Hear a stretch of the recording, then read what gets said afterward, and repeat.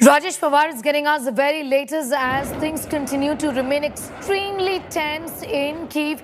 Rajesh, give us an overview of the situation right now, even as the Ukrainian president has clearly said that in Kyiv, residential buildings are getting hit and dozens of civilians have lost their lives. See, Sneha, yesterday there was a residential complex which was hit.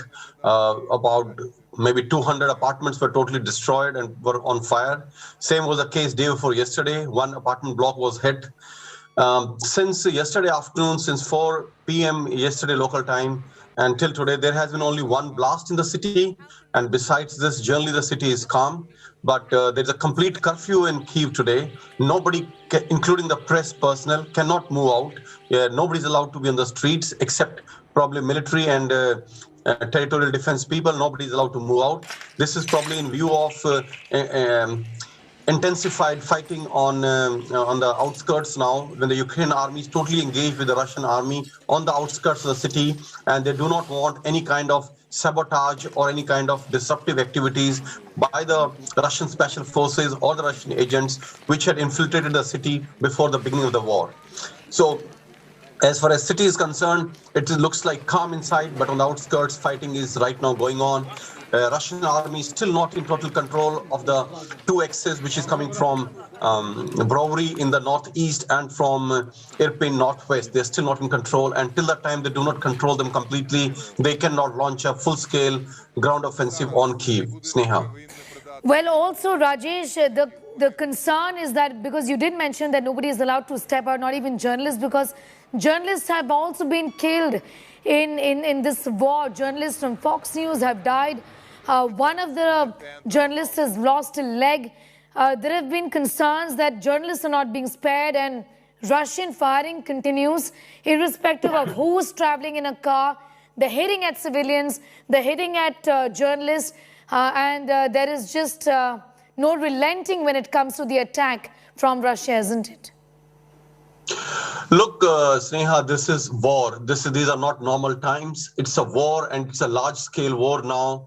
There is a lot of fighting going on, intense, fierce fighting going on, a lot of fronts. And the war journalists, I have always equated them to the soldiers. Like, they have as much risk or probably more risk than the soldiers. Soldiers are well equipped. They can fight back. They have all the safety gear. Whereas all the journalists do not have that kind of safety gear and that kind of information which a soldier has. So they are probably at more risk than even soldiers here.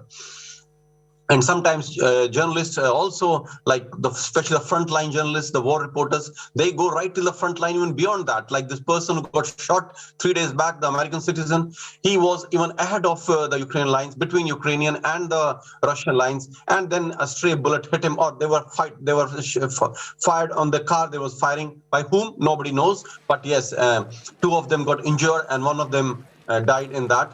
So it's a risky business. I mean, if you are reporting war and that too from front lines, you take calculated risks, but at times it can just be fatal, like in these two cases. Sneha.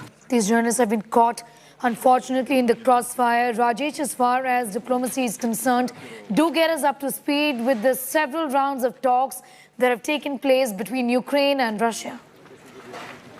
Look, Sneha, after the 4 rounds of talking, face-to-face talkings, now, as I reported yesterday, both Russia and Ukraine have agreed to have a daily conference. They are meeting daily, virtually, every day, and probably they will have a face-to-face meeting once things seem to be more sorted. The moment they feel that they are moving towards some kind of solution, maybe they'll have face-to-face meeting.